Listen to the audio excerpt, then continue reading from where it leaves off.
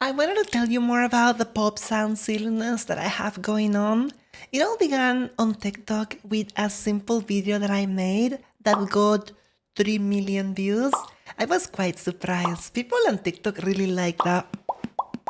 Even so, that I started making some ASMR on YouTube. However, the reason why I'm doing this with other VTubers, first and foremost, is because it's really fun for me to get to know other people. There is a side bonus to the thing that I'm doing, which is giving more exposure to friends or other VTubers that I am getting to know, or just the community in general. Because I post this on Twitter, on YouTube, and TikTok, and it gets good views. So it is my hopes that when you are doing and I clip it and I post it, maybe, I don't know, one, two, three, four, five people will show up and then follow you on your socials.